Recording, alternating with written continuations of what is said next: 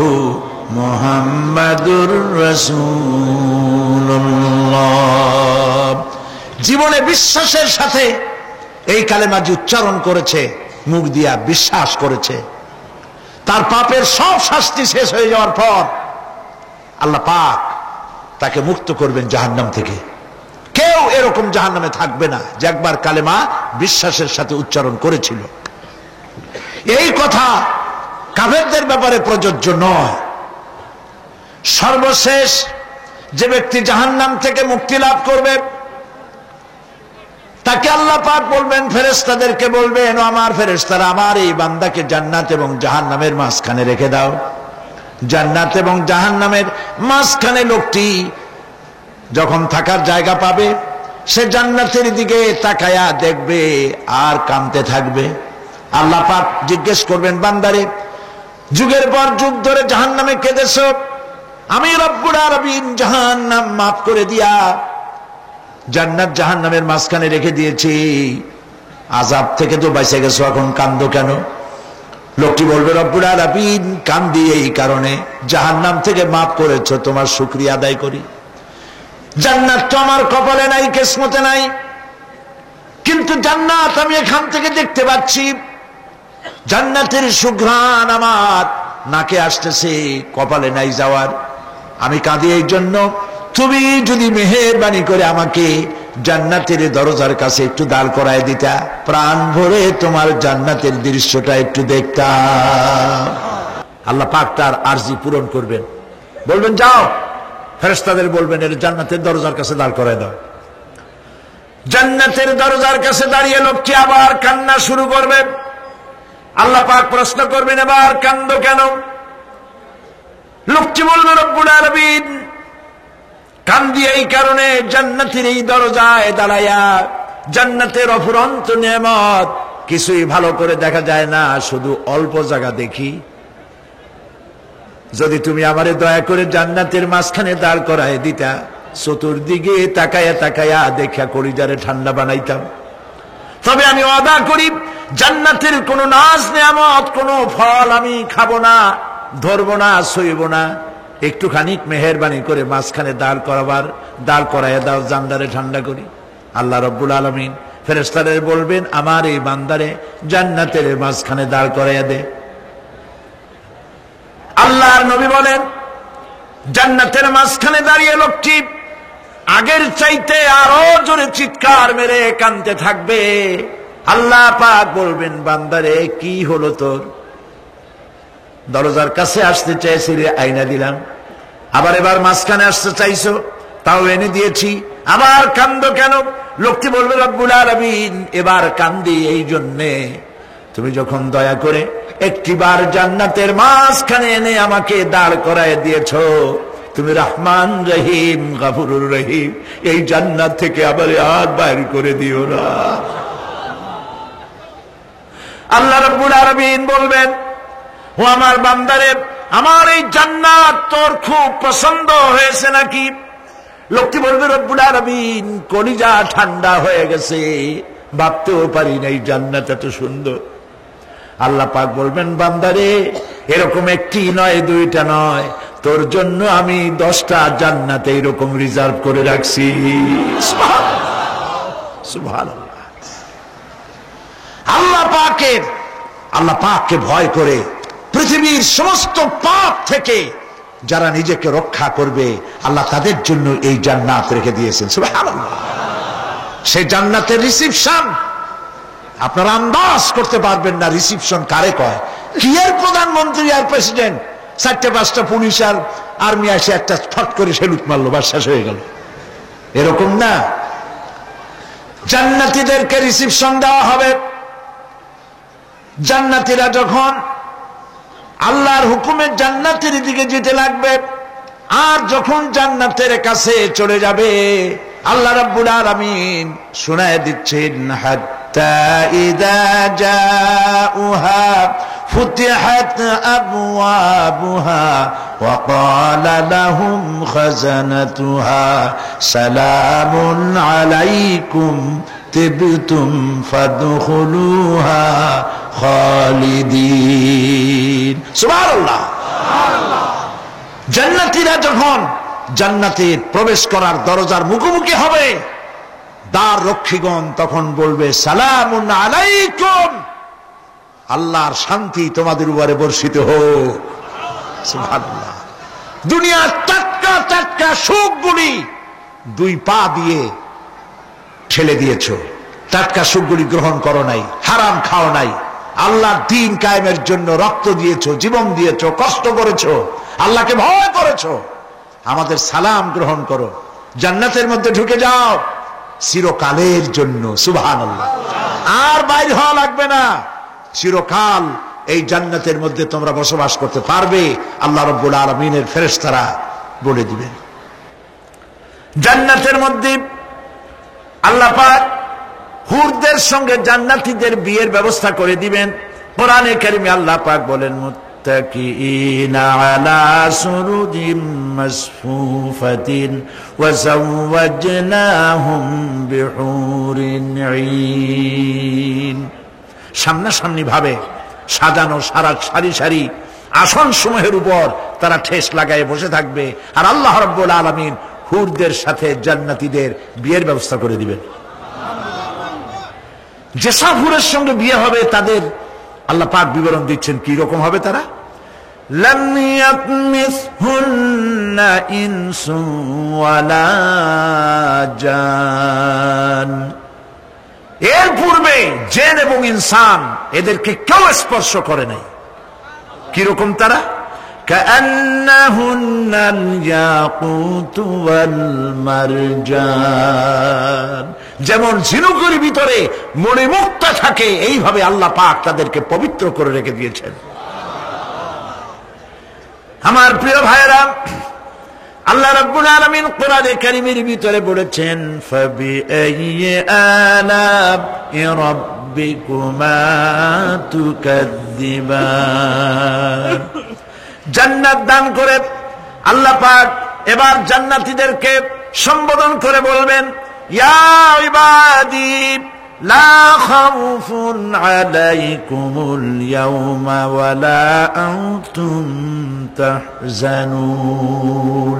হে আমার বান্দারা, লা খাউফুন আলাইকুমুল ইয়াওম, আজ আর কোনো ভয় নাই। সুবহানাল্লাহ, সুবহানাল্লাহ। আজ আর কোনো ভয় নাই, কোনো চিন্তাও নাই, আরামে এই জান্নাতের মধ্যে বসবাস করো।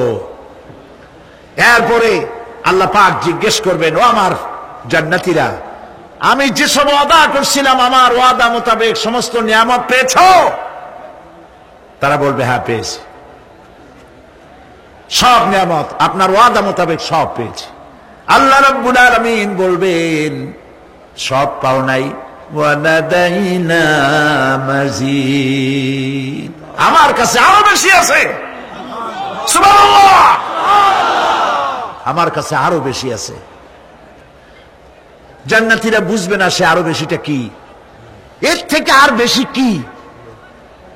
প্রিয় ভাই সব, নবী করিম সাল্লাল্লাহু আলাইহি সাল্লাম বলেছেন জান্নাতের সুখ আর শান্তি কোন চোখ নাই যা দেখেছে, যা কোন অন্তঃকরণ নাই যা কল্পনা করতে পেরেছে। এই জান্নাত মুত্তাকিদের জন্য আল্লাহ রাখছেন। সুবহানাল্লাহ।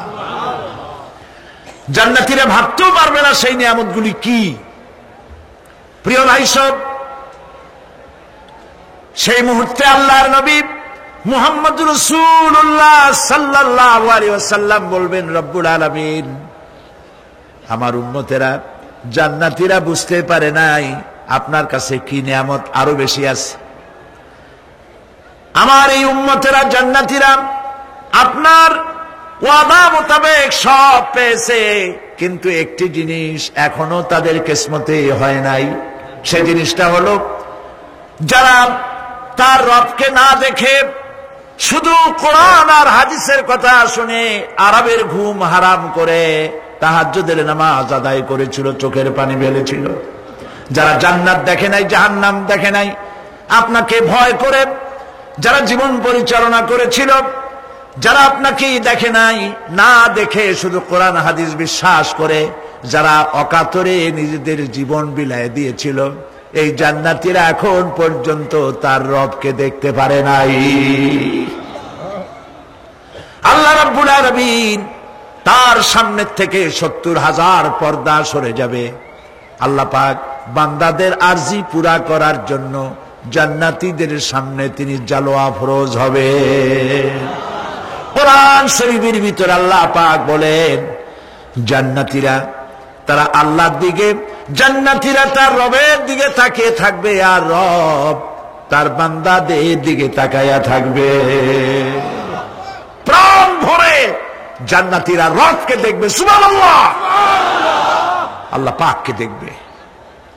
প্রাণ খুলে আজ দোয়া করি রব্বুল আলামিন, জান্নাতের যেই পরিবেশে, যেই জায়গায় তুমি দয়া করে তোমার গোলামদেরকে তুমি নিজেই দর্শন দিবে, দেখা দিবে। মনিব গো, ও আমাদের রব, আজ এই বিশাল জনসমুদ্র নিয়ে তোমার দরবারে আবেগ ভরা কণ্ঠে বলি, যে অনুষ্ঠানটি তুমি এমন মুবারক অনুষ্ঠান করবে যেখানে তুমি জান্নাতীদেরকে দেখা দিবে, ওই জান্নাতের কোনো একটি, ওই অনুষ্ঠানের কোনো একটি কোনায় কানায় আমাদেরকেও দাঁড় করাইয়া দেখার তৌফিক। প্রিয় ভাই সব, আল্লাহ রাব্বুল আলামিন মানুষের সামনে এত সব নিয়ামত রেখেছেন, এই জান্নাত দান করবেন। এরপরে আল্লাহ রাব্বুল আলামিন কোরআনে কারীমের মধ্যে বলেছেন, রব্বিস সামাওয়াতি ওয়াল আরদি ওয়া মা বাইনাহুমার রাহমানি লা ইয়ামলিকুনা মিনহু খিতাবা। এসব পুরস্কার রয়েছে তোমাদের সেই রবের পক্ষ থেকে যিনি আকাশ আর জমিনের মালিক। সুবহানাল্লাহ বলবেন না? যার সামনে কথা বলার ক্ষমতা কারো হবে না। এটি একটি মারাত্মক কথা। কিয়ামতের দিন আল্লাহর দরবারে কেউ কথা বলতে পারবে না আল্লাহর নির্দেশ ছাড়া। একটি আকীদা পরিষ্কার করে নিয়ে যান আপনাদের, সে আকীদাটা এভাবে পরিষ্কার করুন, কোন পীর সাহেব, কোন খাজা বাবা, কোন মাওলানা, কোন মুহাদ্দিস, কোন বুজুর্গ আপনাকে সুপারিশ করতে পারবে না যদি না আল্লাহ পাক তাকে কথা বলার তৌফিক না দেন। মনে থাকবে এটা। আয়াতুল কুরসির ভিতরে আমরা পড়ি, মান যাল্লাযী ইয়াশফাউ ইনদাহু ইল্লা বিইজনিহি। আল্লাহ পাক বলেছেন কিয়ামতের দিন আল্লাহর দরবারে কার সাহস আছে কথা বলতে পারে? মান যাল্লাযী ইয়াশফাউ ইনদাহু ইল্লা বিইজনিহি। আল্লাহর ওয়াদা ছাড়া, হুকুম ছাড়া আল্লাহর সামনে কথা বলার সেদিন কেউ থাকবে না। সুবহানাল্লাহ।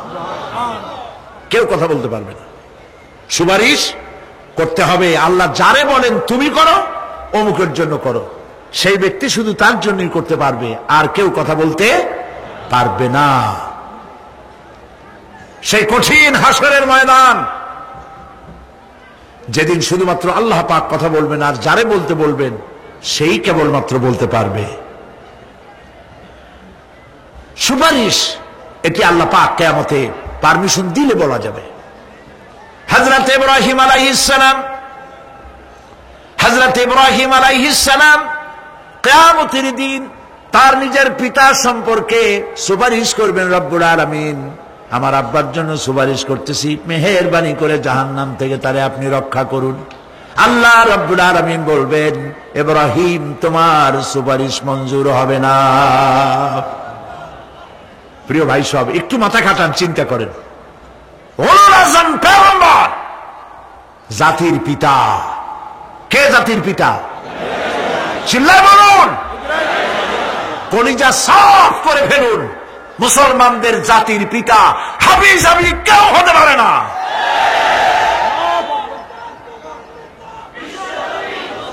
মিল্লাতা আবিকুম ইব্রাহিম। ইব্রাহিম আলাইহিস সালাম এই মিল্লাতের পিতা। সুবহানাল্লাহ। হযরত ইব্রাহিম আলাইহিস সালাম কিয়ামতের দিন বলবেন, আল্লাহ আমার আব্বার জন্য সুপারিশ করছি। আল্লাহ পাক বলবেন মঞ্জুর হবে না। আজর তোমার পিতা হতে পারে, কিন্তু আমার খলিলকে আগুনে ফেলার জন্য নমরুদকে সে সহযোগিতা করেছে, আমি তোমার পিতাকে ক্ষমা করব না। নবী করিম সাল্লাল্লাহু আলাইহি সাল্লামকে সাহাবায়ে কেরাম জিজ্ঞেস করেছেন, হে রাসূল, আপনার আব্বা এবং আম্মার অবস্থা কি হবে? নবী করিম সাল্লাল্লাহু আলাইহি সাল্লাম কেঁদে ফেলেছেন, সব বলেছেন, আমি তাদের কোনো উপকারে আসব না। আল্লাহু আকবার। মিল্লাতা আবিকুম ইব্রাহিম, ইব্রাহিম আলাইহিস সালাম এই মিল্লাতের পিতা। সুবহানাল্লাহ। হযরত ইব্রাহিম আলাইহিস সালাম কিয়ামতের দিন বলবেন, আল্লাহ আমার আব্বার জন্য সুপারিশ করছি, আল্লাহ পাক বলবেন মঞ্জুর হবে না।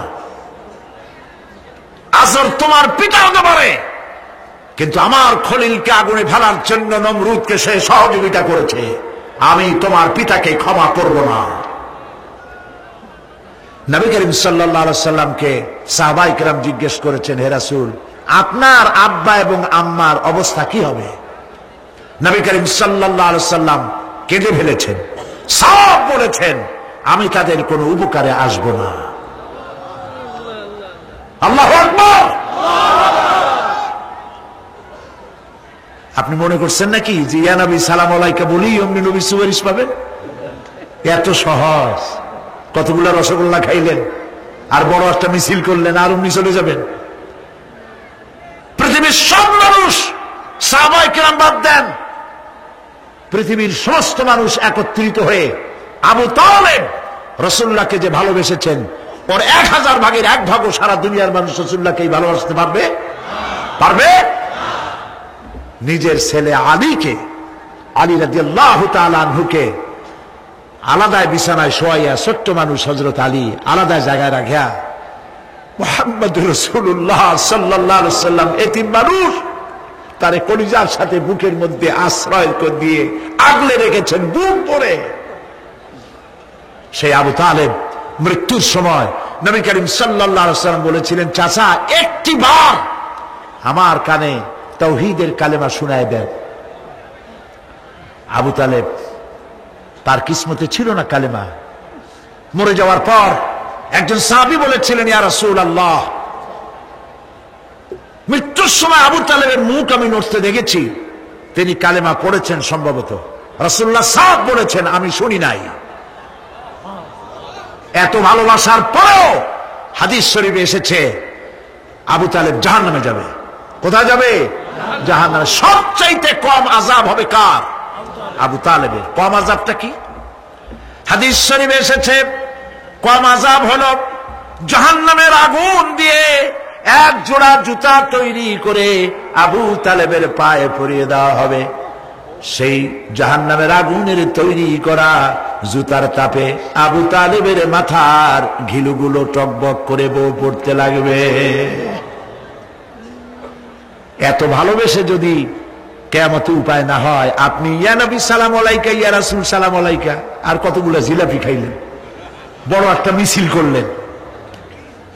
প্রিয় ভাই সব, এইসব বেদাত ছাড়ুন, এগুলি সুস্পষ্ট বিদআত। রাসূলুল্লাহকে ভালোবাসবেন, সাহাবীরা যেভাবে ভালোবেসেছেন ওইভাবে ভালোবাসবেন।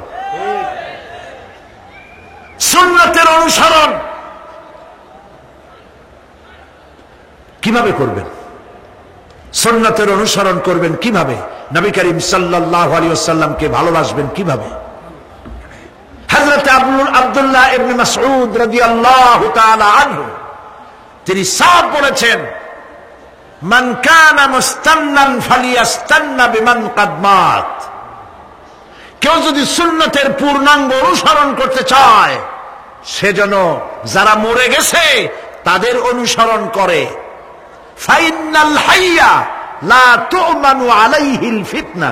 কারণ যে ব্যক্তি মারা গেছে, যে ব্যক্তি বেঁচে আছে, ফাইনাল হাইয়া, যে ব্যক্তি বেঁচে আছে, সে যে ভবিষ্যতে ফিতনায় পড়বে না তা নিশ্চিত করে বলার কোনো উপায় নাই।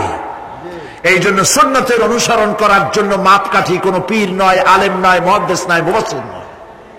যে ব্যক্তি মারা গেছে তিনি হলেন সুন্নতের অনুসরণ তারই করতে হবে। তিনি কে? তারা কারা? উলাইকা আসহাবু মুহাম্মাদিন সাল্লাল্লাহু আলাইহি ওয়াসাল্লাম, তারা হলেন নবী করিম সাল্লাল্লাহু আলাইহি সাল্লামের সাহাবায়ে কেরাম রিদওয়ানুল্লাহি তাআলা আলাইহিম আজমাইন। কানু আফদালু হাযিহিল উম্মাহ, তারা হচ্ছে এই উম্মতের শ্রেষ্ঠ সন্তান। আমার দেশে আসে না যারা, যে সরকার যখন আসে তারা আইসা এক দলে বলে এরাই হলো দেশের জাতির শ্রেষ্ঠ সন্তান। না, শ্রেষ্ঠ সন্তান তোমরা সার্টিফিকেট দিলে হবে না। এ বিশ্বের শ্রেষ্ঠ সন্তান আল্লাহর নবীরা, আর তারপরে সাহাবায়ে কেরাম রিদওয়ানুল্লাহি তাআলা আলাইহিম আজমাইন। আবাররাহা কুলুবান, তাদের কলবকে আল্লাহ পাক পবিত্র করেছেন। ওয়া আমাকাহা ইলমান, আর তাদেরকে গভীর ইলম দান করেছেন। ওয়া আকাল্লাহা তাকাল্লুফান, আর সমস্ত রকমের বক্রতা থেকে তাদের কলিজাকে আল্লাহ পাক মুক্ত করে দিয়েছেন।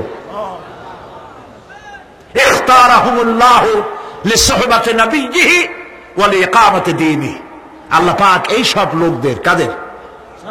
সাহাবীদের, এই সব লোকদেরকে আল্লাহ বাছাই করেছিলেন মুহাম্মদ রাসূলুল্লাহ সাল্লাল্লাহু আলাইহি সাল্লামের সাহাবী হওয়ার জন্য। বাছাই করছে কে? আল্লাহ পাক নিজে বাছাই করেছেন রাসূলের সাহাবী হওয়ার জন্য। কি জন্য? লিইকামাতি দীনিহি, আল্লাহ পাকের দ্বীন প্রতিষ্ঠার জন্য। সেই জন্য প্রিয় ভাই সব, কিয়ামতের দিন সুপারিশ কেউ কিন্তু করতে পারবে না। সুপারিশ করতে পারবেন কেবলমাত্র কে? বলেন সবাই। আল্লাহ সুবহানাহু ওয়া তাআলা যাকে পারমিশন দিবেন তিনি কেবল করতে পারবেন, আর কেউ সুপারিশ করতে পারবে না। সেই জন্য মনের থেকে, কলিজা থেকে সমস্ত কথা উঠায় ফেলে ঈমান পোক্তা করুন। সেদিন কথা বলবার মতো ক্ষমতা আল্লাহর সামনে কারো হবে না। যিনি তাকে পারমিশন দিবেন তিনি কেবল বলতে পারবেন। কিয়ামতের হায়বাত এবং জালাল, ফেরেশতাদের আনাগোনা, জাহান্নামের গর্জন, মানুষের কলিজা গলার কাছে চলে আসবে। গর্ভবতী নারীর গর্ভ খসে পড়বে। দুগ্ধপোষ্য নারী, যে দুধ দেয় তার বাচ্চাকে দুধ দেওয়ার কথা ভুলে যাবে, নিজের সন্তান ভুলে যাবে। সেই কঠিন হাসরের ময়দানে, সেইখানে কেবলমাত্র আল্লাহ পাক যাদেরকে রক্ষা করবেন তারাই সেখানে বাঁচতে পারবে, অন্যরা সেখানে তাদের কোনো উপায় থাকবে না। আল্লাহ পাক বলছেন এরকম একটি জায়গা সম্পর্কে আমি তোমাদেরকে জানিয়ে দিলাম। আল্লাহ রাব্বুল আলামিন বলেন, যালিকাল ইয়াউমুল হক ফামান শাআ আত্তাখাযা ইলা রাব্বিহি মাআবা। এই দিনটি অবশ্যই আসবে, সেদিনটি নিশ্চিতভাবে আসবে। আর এখন যার ইচ্ছা সে তার রবের দিকে অগ্রসর হোক। ইন্না আনজারনাকুম আযাবান করিবান ইয়াওমা ইয়ানজুরুল মার'উ মা কদ্দামাত ইয়াদাহু ওয়া ইয়াকুলুল কাফিরু ইয়া লাইতানি কুনতু তুরাবা। ইন্না আনজারনাকুম আযাবান করিবা, খুব নিকটবর্তী একটি আযাব সম্পর্কে আমি তোমাদেরকে সতর্ক করে দিলাম। কে বলতেছেন? আল্লাহ পাক। লক্ষ্য করুন আল্লাহ কি বলছেন। খুব নিকটবর্তী একটি কঠিন শাস্তি, আযাব, অর্থাৎ কিয়ামত, এ সম্পর্কে আমি তোমাদেরকে সতর্ক করে দিলাম। ইয়াউমা ইয়ানজুরুল মার'উ মা কদ্দামাত ইয়াদাহু, সেদিন প্রত্যেকটি লোক যা সে পাঠিয়ে দিয়েছিল এখানে, অর্থাৎ যা করেছিল সেগুলি সে দেখতে পাবে। আর তখন ওয়ায়াকুলুল কাফিরু ইয়া লাইতানি কুনতু তুরাবা। সেই কিয়ামতের ময়দানে অবস্থা দেখে কাফেররা বলবে, আহারে মানুষ না হইয়া যদি মাটি হইয়া যেতাম, যদি মাটি হতাম, যদি মানুষ না হয়ে না জন্মাতাম, আজ এই হাসরের ময়দানে এইখানে এই বিচারের মুখোমুখি হতাম না, মাটি হইলে বরং অনেক ভালো হতো। প্রিয় ভাই সব, সূরা আন-নাবা সংক্ষিপ্ত আকারে যে আলোচনাটি করলাম সে আলোচনাটি ছিল এই, পরকাল হবে, কিয়ামত হবে, এতে কোনো সন্দেহ নাই। আছে সন্দেহ? কোনো সন্দেহ নাই, অবশ্যই কিয়ামত হবে। এবং সেই কিয়ামত কেমনে হবে সেগুলির দৃষ্টান্ত মানুষ মরলে পচে যাবে, গলে যাবে, তারপরে চিন্তা হবে কেমনে, সেগুলি আমি আপনাদের সামনে আলোচনা করেছি। তারপরে জান্নাত এবং জাহান্নাম দুটি ভাগ হবে, সেগুলির ব্যাপারেও আমি আপনাদের সামনে আলোচনা করেছি। আজকে মুনাজাতের আগে সর্বশেষ যে কথাগুলি বলতে চাই, সে কথাগুলি হলো এই পৃথিবীতে আমরা এসেছি, চলে যাব, যাওয়ার আগে এই কোরআন একটি বিশাল জনগোষ্ঠী এমন বানাতে চেয়েছে যে জনগোষ্ঠী এই কোরআন দিয়ে একটি বিশাল সমাজ গড়বে, রাষ্ট্র গড়বে, এমন রাষ্ট্র গড়বে যেই রাষ্ট্রে দুঃখ থাকবে না, অশান্তি থাকবে না, যেখানে সুখ থাকবে, সমৃদ্ধি থাকবে, আর কিয়ামতের দিন আল্লাহর জান্নাতে তারা চলে যাবে। তেমন একটি সমাজকে আমরা চাই। সবাই বলেন, সেরকম একটি সমাজকে আমরা চাই। কারা কারা চাই হাত তুলে দেখা।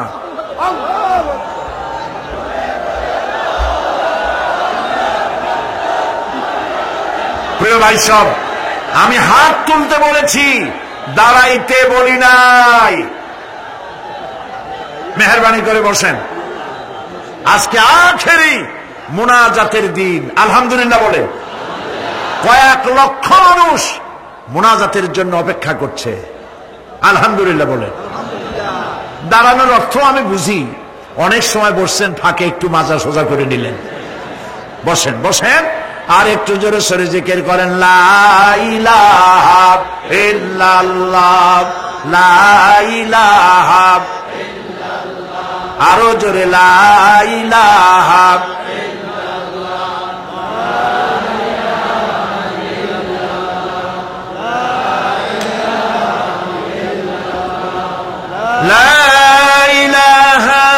ইল্লাল্লাহু মুহাম্মাদুর রাসূলুল্লাহ।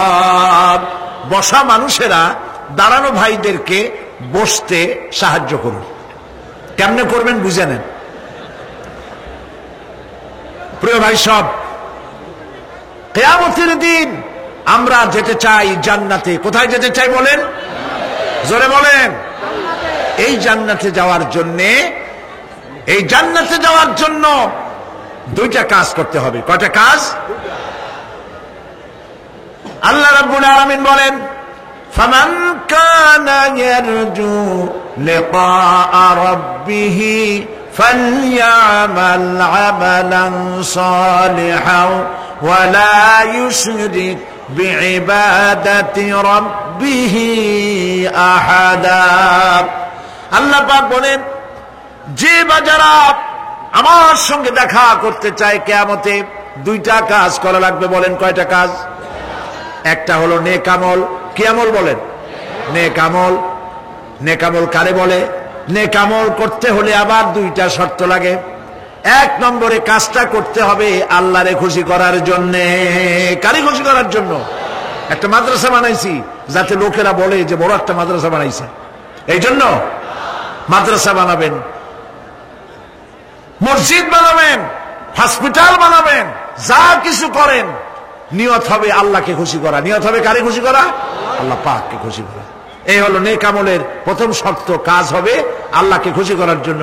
দুই নম্বরে কাজটি হতে হবে সুন্নতে নববী সাল্লাল্লাহু আলাইহি ওয়াসাল্লামের উপরে। মনে থাকবে, দাড়ি রাখবো। কেন রাখবো? রাসূলের সুন্নাত। রাখবো কারে খুশি করার জন্য?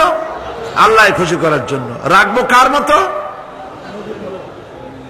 রবীন্দ্রনাথের মতো, কার্ল মার্কসের মতো, কবির মতো নয়। রাখতে হবে কার মতো? নবীর মতো। বুঝে নেন, কাজটা হতে হবে আল্লাহকে খুশি করার জন্য। দুই নম্বরে কাজটা হতে হবে সুন্নতে নববী সাল্লাল্লাহু আলাইহি ওয়াসাল্লামের উপরে হতে হবে। তাহলে এই হলো এক নম্বর। জান্নাতে যাওয়ার জন্য, আল্লাহর সাথে দেখা করার জন্য এক নম্বরের কাজ হলো নেক আমল। বলেন এক নম্বরের কাজ কি? দুই নম্বরের কাজ ওয়ালা ইউশরিক বিইবাদাতি রাব্বিহি আহাদা। আল্লাহ রাব্বুল আলামিনের ইবাদতের সাথে কাউকে শরীক স্থাপন করা যাবে না। আমরা যারা মুসলমান, অধিকাংশ মুসলমান শিরকের ভিতরে মুবতালা হয়ে আছে। বিশ্বাস করেন কিনা বলেন? কাফেরেরা তো মুশরিক আছেই, ওরা তো মুশরিক আছেই, কিন্তু আমরা মুসলমানেরা আমাদের আমলের মধ্যে আমাদের অজান্তে সবের নিয়তে অনেক শিরক আমরা করে বসি। নাউজুবিল্লাহ, বলেন নাউজুবিল্লাহ। এই জন্য আমি বারবার সতর্ক করি, নিজেকেও করি, আপনাদেরকেও করি। এই কারণে করি, শিরকের গুনাহ আল্লাহ মাফ করবেন না। ইন্না শিরকা লাযুলমুন আযীম, শিরক মস্ত বড় অপরাধ, জুলম, আল্লাহ মাফ করবেন না। আল্লাহর কাছে কান্দে কান্দে মাপ চাওয়া লাগবে যে আল্লাহ শিরক থেকে আমাকে রক্ষা করো, বাঁচাও। অনেক গোপন শিরক আছে। মাজারে যান, পীর সাহেবের কাছে যান, মনে যদি নিয়ত থাকে উনি ফু দিলে আমি ভালো হবই, উনি তাবিজ দিলে আমার বাচ্চা হবেই, উনি আমারে দয়া করলেই আমার ব্যবসায় উন্নতি হবেই, এইটার নাম শিরক। এটার নাম কি? ওয়াইজা সাআলতা ফাসআলিল্লাহ ওয়াইজা ইসতাআনতা ফাসতাইন বিল্লাহ। যা বলার আল্লাহরে বলো, আর যা চাওয়ার কার কাছে চাও? চিল্লায় বলেন।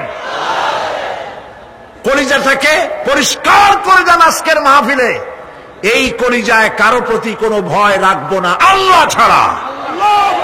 ভয় করবো কারে বলেন? মহব্বত আল্লাহ ছাড়া, এত বেশি মহব্বত আর কাউকে করবো না। আল্লাহ তাআলা আমাদের কলিজায় তোমার ভয় এবং মহব্বত দিয়ে ভরে দাও, রাসূলের মহব্বত দিয়ে আমাদের দিলকে ভরে দাও। বিশ্বাস করুন ভাই সাহেব, কোরআন শরীফ আমার সামনে, বিশ্বাস করুন, দেশি পীর বিদেশি পীর, খাজা বাবা দেশি এবং বিদেশি, কেউ আপনার ভাগ্য বদলাই দিতে পারবে না। এই পিছনে দৌড়ায় দৌড়ায় কোনো লাভ নয়। এতক্ষণ মসজিদের ভেতরে বসে আল্লাহর কাছে কাঁদেন। ওয়াকালা রাব্বুকুম উদউনি আস্তাজিব লাকুম। তোমার রব বলেছে আমারে ডাকো, আমি ডাকের সাড়া দিয়ে দেব। সুবহানাল্লাহ। আর আল্লাহ বলেছেন আমার ইবাদতের সাথে কাউকে শরীক করবে না। খবরদার। আলাইসাল্লাহু বিকাফিন আবদা। আল্লাহ প্রশ্ন করছেন, আলাইসাল্লাহু বিকাফিন আবদা, আমি কি আমার বান্দার জন্য যথেষ্ট নই? চিল্লায় বলুন অবশ্যই যথেষ্ট। আবার বলেন অবশ্যই যথেষ্ট।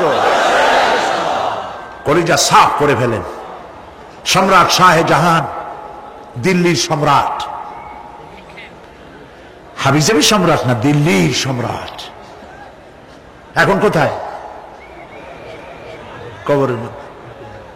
কবি বলতেছেন, শাহনে জাহা কো जिन्हें फकर से देते थे बाज, शाहने जहां को जिन्हें फकर से देते थे बाज, वाज कब्र में है सूरह अलहम्दु की मोहताज।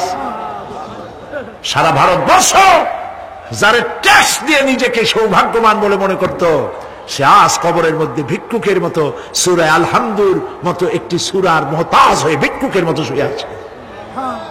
সম্রাট শাহজাহান মসজিদে বসে আছে, এক ফকির ঘুরতেছে। লোকেরা কয় ছোটবেলা থেকেই তোমার খয়রাত করতে দেখলাম, ভিক্ষা কি জীবনেও যাবে না তোমার? লোকটি বলছে, আমি ভিক্ষা করবো ছাড়া আমার উপায়টা কি? কারণ আমারও তো লোকেরা এই মুরব্বীকে বসায় না।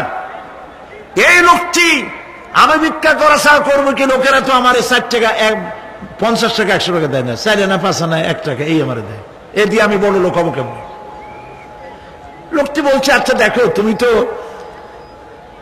জায়গা মতো যাইতে পারো নাই, বাদশার কাছে যাও, এমন দেওয়া দেবে জীবনে আর খয়রাত করা লাগবে না। তো বাদশার কাছে কি খয়রাতি যাইতে পারে কোনোদিন? কয় হ্যাঁ, এখন পারবা। কেমনে? কয় সম্রাট শাহজাহান এখন একা একা মসজিদে আছেন। তখনকার এসব বাদশারা অনেকে নামাজি ছিলেন, দিনদার ছিলেন। ফকির দরজার কাছে দাঁড়াইয়া দেখতে পাচ্ছে কেউ নাই, দেহরক্ষীরা দূরে দূরে দাঁড়ানো। বাদশাহ মসজিদের ভেতরে বসে হাত তুলে ঝুলতেছে আর কাঁদতেছে, চোখের পানি দিয়া দাঁড়িয়ে ভিজে ভিজে পড়ছে। এই দৃশ্য অনেকক্ষণ দেখলো ফকির। কিছুক্ষণ পর সম্রাট শাহজাহান মসজিদ থেকে বেরিয়ে আসছে। ফকির বলছে, আসসালামু আলাইকুম হুজুর। তিনি বললেন, ওয়ালাইকুম আসসালাম, চলে গেল। বাদশা বলল, আমার কাছে তো কেউ আইসা কিছু না চাইয়া তো যায় না, এরা দেখলাম খয়রাতির মতো কিছু চাইলো না, বেটা ভয় করলো নাকি? আমি এদিকে আসো। আসছে। ভয় পাইছো? কয় না, ভয় পাইনি। তো কিছু যে চাইলে না? ফকির বলছে, জাহাপানা সত্যিই কিছু চাইতে আসছিলাম। তারপর চাইলে না কেন? ফকির বলছে, জাহাপানা সারা জীবন ভিক্ষা করেছি, আর আজ দিল্লি সম্রাটের কাছে বেশি পাওয়ার লোভে এসেছিলাম, কিন্তু আপনার দশা দেখা আমার জ্ঞানের চোখ খুলে গেছে।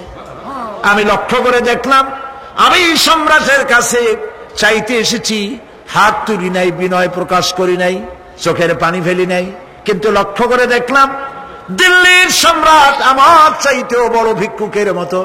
আবার কোন সম্রাটের কাছে হাত তুলে কান্দে? আমার জ্ঞানের চোখ খুলে গিয়েছে, আমি বুঝতে পেরেছি সম্রাট কান্দে যেই সম্রাটের কাছে, তারে ছাড়া আর কারো কাছে জীবনে চাইব না।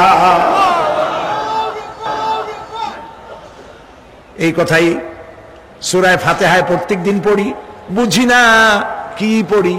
ইয়্যাকা না'বুদু ওয়া ইয়্যাকা নাস্তাঈন।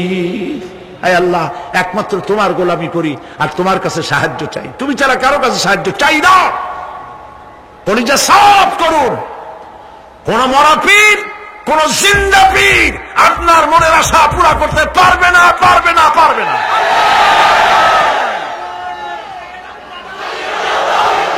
আর আজ থেকে কোন মাজারে টাকা দিবেন না, পয়সা দিবেন না, আগরবাতি দিবেন না, মোমবাতি দিবেন না, গোলাপ পানি দিবেন না। কারা কারা দিবেন না হাত উঁচু করে দেখা। হাত নামান, হাত নামান। আল্লাহ পাক তুমি এই হাতগুলি কবুল করে, জোরে বলেন আমিন। এই চট্টগ্রাম ছিল স্বাধীনতা আন্দোলনের লালন ভূমি, সূতিকাগার।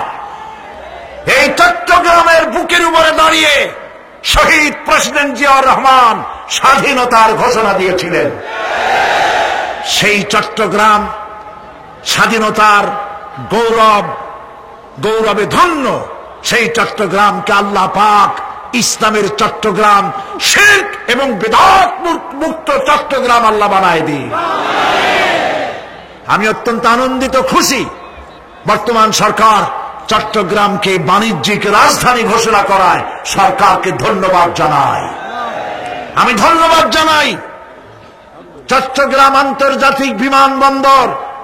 আমরা আজ থেকে বহু বছর আগে সেই কোন জায়গায় যেন, কোন স্কুল বলো না, কলেজিয়েট হাই স্কুল ময়দানে 80-র দশকে এভাবে মাহফিলে বলেছিলাম, চট্টগ্রাম এই আন্তর্জাতিক বিমান, তখন আন্তর্জাতিক ছিল না, এই বিমানবন্দরের নাম রাখা হোক আল্লাহর ওলি শুয়ে আছেন এই চট্টগ্রামে হযরত শাহ আমানত রাহমাতুল্লাহ আলাইহি, তার পবিত্র নামে এটা করা হোক।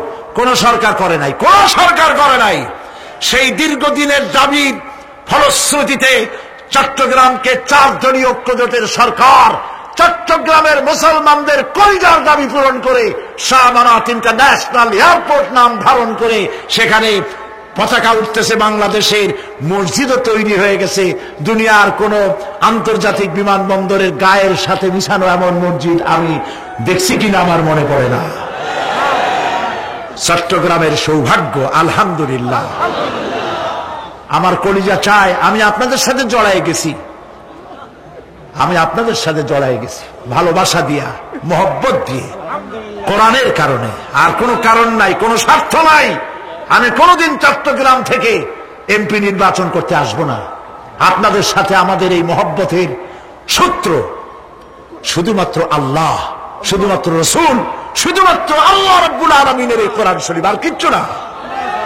আল্লাহ পাক এই চট্টগ্রামে যারা মাজারের ব্যবসা করে এগুলোরে তুমি হেদায়েত করে দাও, বলেন আমিন। মাজার কেন্দ্র করে যারা বসে আছে ওদেরকে বলেন আল্লাহর রাস্তায় বাড়ি ফিরে যা। এ মাজারে চাস কি? মাজারগুলির চতুর্দিকে বসে আছে, গাঁজা খায়, দাড়িতে জট, গায়ে সালার শট, শয়তান। বাড়ি যা, বলবেন বাড়ি যা, বাচ্চা রিক্সা চালা, তোরে মাজারে বসতে কইছে কে? মাজারগুলি পাহারা দেবে গভর্নমেন্ট। শাহ আমানত আমাদের সম্পদ, শাহ মখদুম মুসলিম মিল্লাতের সম্পদ, শাহজালাল মুসলিম উম্মার সম্পদ। এদের মাজারকে সংরক্ষণ করার দায়িত্ব সরকারের। ওখানে তোমার বসে থাকা লাগবে না, খালি পয়সা কামাও আর এই টাকা দিয়া ট্রাক আর বাসের ব্যবসা করো, কোটি কোটি টাকার মালিক হও। আর গাঁজা খায়, ডলিয়া ডলিয়া কলকিতে ঢুকে টান দেয়, চোখ ক্রমে বড় হয় আর গান গায়, মদিনা যাব কেমনে মদিনা। বলে তুই শয়তান, কেমনে মদিনায় যাবি? এত গাঁজা খাইয়ে যাবি তুই মদিনায়? প্রিয় ভাই সব, শীত মুক্ত জীবন যাপন করতে হবে, কোনো আপোষ নাই, নো কম্প্রোমাইজ। মাজারওয়ালাদের সাথে মুসলমানদের কোনো কম্প্রোমাইজ নাই, সাফ কথা। আমরা শিরক এবং বিদআত মুক্ত জীবন চাই। আলহামদুলিল্লাহ বলে কিয়ামতে আল্লাহ পাক নাজাত দিয়ে দেবেন, বলেন আমিন। আমি সপ্তম সংসদে পার্লামেন্টে বলেছিলাম তদানীন্তন হুজুরদের সামনে, বুঝছেন তো কারা? বললাম এই তো বারবার যান উমরা করতে, এখন আর যায় না, এখন তো ইলেকশনের সময় না, এখন পার্শ্ববর্তী দেশে সফর করা দরকার। রোজার মাসে এখন আর যাওয়াটাও লাগে না, তখন যাইতো, তখন পট্টি টট্টিও বাঁধতো। বললাম আপনারা উমরা করতে যান, হজ করতে যান, আনেন কি? আতর আর পাথর, সুরমা আর খুরমা। কিন্তু দেখেন না সেখানে কি অবস্থা। আল্লাহ পাক বলেছেন আওয়ালাম ইয়ারাউ আন্না জাআলনা হারামান আমিনান, দেখতে পাও না আমি এই শহরকে কি নিরাপত্তার শহর বানিয়েছি? যখন পৃথিবীর চতুর্দিকে লুণ্ঠন হচ্ছে, চুরি হচ্ছে, হত্যা হচ্ছে, ধর্ষণ হচ্ছে, তখন আমার এই শহর দেখো কেমন নিরাপত্তা বানাইলাম। যারা হজে গিয়েছেন লক্ষ্য করেছেন, লক্ষ লক্ষ মানুষ, চাঁদের চাইতেও সুন্দরী মানুষগুলি, নারীগুলি রাতের বেলায় পুরুষ সঙ্গী ছাড়া একাকিনী আল্লাহ রাব্বুল আলামিনের ঘর তাওয়াফ করতে আসে। গভীর রাত্রে তাওয়াফ করলো, নামাজ পড়লো, দোয়া করলো, আবার একাকিনী ঘরে ফিরে গেল। লক্ষ লক্ষ পর পুরুষের মধ্য দিয়ে আজ পর্যন্ত একটি রেকর্ড সৃষ্টি হলো না যে কাবা শরীফের চতুর্দিক থেকে কয়েকটা নারী হাইজ্যাক হয়ে গেছে। চোখে দেখো না, মক্কা শরীফে তো চতুর্দিকে পুলিশ টুলিশ আছে, মুজদালিফায় যেখানে এরকম শামিয়ানা নাই, ঘর নাই, দেওয়ার নাই, লক্ষ লক্ষ নারী আর পুরুষ পাশাপাশি কাছাকাছি সারা রাত শুয়ে থাকে। বলেন ঠিক কিনা? হাজার দেড় হাজার বছরের ইতিহাস তালাশ করেন, একটা নারী হাইজ্যাক হয়েছে, লাঞ্ছিত হয়েছে? আর তুমি বুশ আমাদের কও আমরা সন্ত্রাসী? তোমার দেশে প্রতি সেকেন্ডে কত মানুষ নিহত হয়? তোমার দেশে প্রতি মিনিটে কত ধর্ষণ হয়? হিসাব করো। আমাদের দিকে চোখ তুলে তাকাইও না, নিজের ঘর সামলাও। ফেরাউনের ঘরে আল্লাহ মুসাকে পালন করেন। আমেরিকার সেই লোকগুলি বলল অবস্থা এখন এই হয়েছে, কোরআন শরীফ পড়তে গিয়ে বোমা তালাশ করতে গিয়ে দেখে বোমা টোমা নাই, বরং বোমা নিরসনের কথা আছে। রেজাল্ট কি হলো? তারা বললেন রেজাল্ট এই হয়েছে, আল্লাহর কোরআন তেলাওয়াত করে করে আমেরিকান সাদা খ্রিস্টানেরা আগের তুলনায় 5 গুণ বেশি মুসলমান হওয়া শুরু করে দিয়েছে।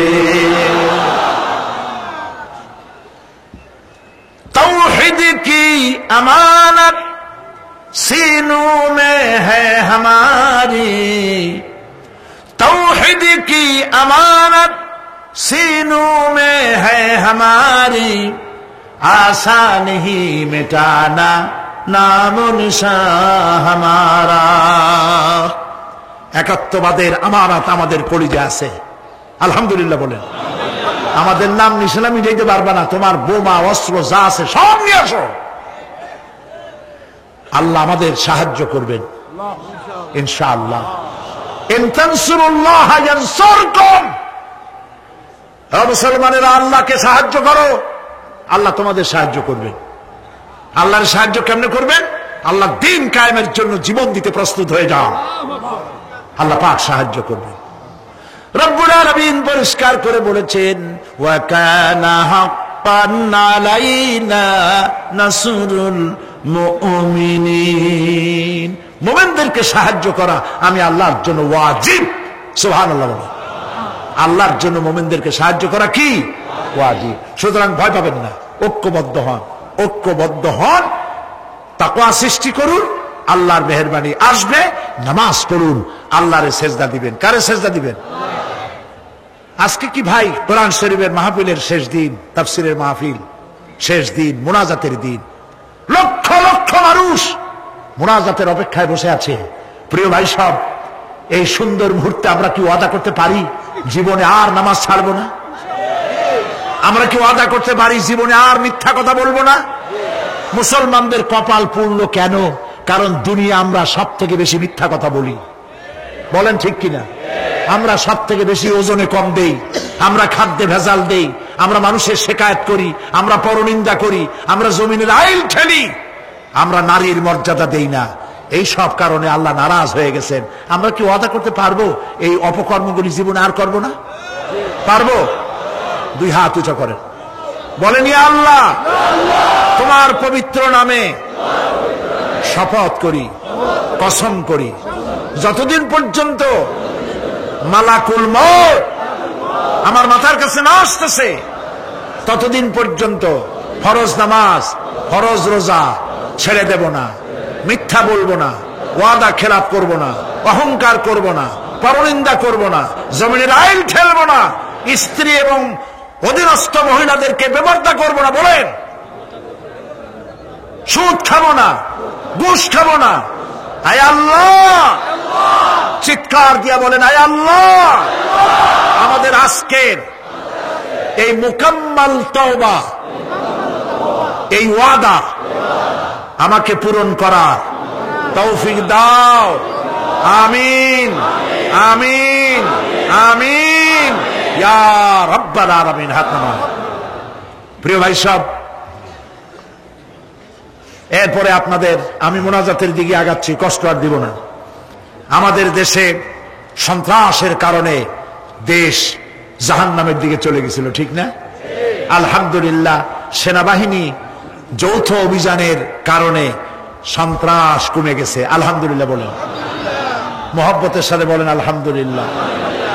সেনাবাহিনী নামায় আপনারা বেজার না খুশি ছিলেন? বেজার না খুশি? দেখান তো কারা কারা খুশি। আলহামদুলিল্লাহ, হাত নামান, হাত নামান। আমাদের সেনাবাহিনী আমাদের গৌরব, আমাদের অহংকার। পৃথিবীতে তারা যেখানেই গিয়েছে আমাদের জন্য সুনাম কুড়িয়ে এনেছে। সন্ত্রাসীদের এই চিন্তা করার কারণ নাই যে অপারেশন ক্লিন হার্ট, অপারেশন থুইয়া এখন সব জেলা থুইয়া সাব ডিভিশন লেভেলে সব চলে আসতেছে। আবার আপনারা সন্ত্রাস, চাঁদাবাজি, মাস্তানি শুরু করবেন? পারবেন না, পারবেন না। কারণ সেনাবাহিনী আমরা দিল্লি অথবা পিন্ডি থেকে ধার করে আনি নাই, ওরা আমাদের সন্তান। সরকার যতবার খুশি ততবার নামাবে। সন্ত্রাসীদেরকে মারলে যদি মরে মানবাধিকার লঙ্ঘিত হয় না, কারণ সন্ত্রাসীরা মানুষই না। তারা যখন হাজার হাজার মানুষ মেরেছে তখন তোমাদের মানবাধিকারের কথা কোথায় ছিল? আজ এত দরদ কেন?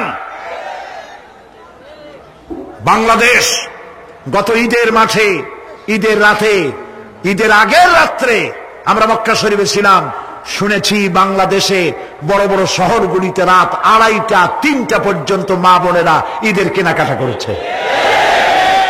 বাংলাদেশের ইতিহাসে হয়েছে কোনদিন? সুতরাং এতে নারাজ হয়েছে কারা? 14 কোটি মানুষ বলেছে আলহামদুলিল্লাহ, খালি একটা দল বলেছে নাউজুবিল্লাহ। আল্লাহ তাদের সুমতি দান করুন, বলি আমিন। সবাই বলেন আমিন। সুতরাং সেনাবাহিনীর অপারেশনের ব্যাপারে কোনো কথা বলার কোনো প্রয়োজন নাই। বামপন্থীরা বলেছে রুখে দাঁড়াও, সেনাবাহিনী রুখে দাঁড়াবা? খুব আশ্চর্য কথা। পাগলা হাতি হইতে পারে, একটা পাগলা হাতি একটা বাজার ভাঙিয়ে দিতে পারে, 5-6টা মানুষ পাড়ায় মারতে পারে, কিন্তু তুমি রেজিমেন্টের সামনে তুমি কি? তোমরা বামেরা সব এক জায়গায় হইয়াও কামের কাম কিছু করতে পারো নাই, পারবাও না। নির্বাচনে দাঁড়ায় দেখো, তোমাদের বামের যত বড় নেতা আছে প্রত্যেকটা নেতার ব্যাপারে চ্যালেঞ্জ রইল যে যেখানে দাঁড়াবে সেখানেই জামানত হারাবে। কারণ এই দেশের লোকেরা বামপন্থীদের ভালোবাসে না, কারণ বামপন্থীরা জাহান্নামে যাবে। আসহাবুশ শিমাল আসহাবুল ইয়ামিন, ডানপন্থীরা যাবে জান্নাতে, বামপন্থীরা যাবে জাহান্নামে। মুসলমানের বাচ্চা হইয়া নিজেদের পরিচয় দেয় বামপন্থী। আস্তাগফিরুল্লাহ। বাম মানুষেরা বাম হাত দিয়ে কি কাম করে? আস্তাগফিরুল্লাহ। কপাল পোড়া, জোরে কোন কি পোড়া? হুসনাক।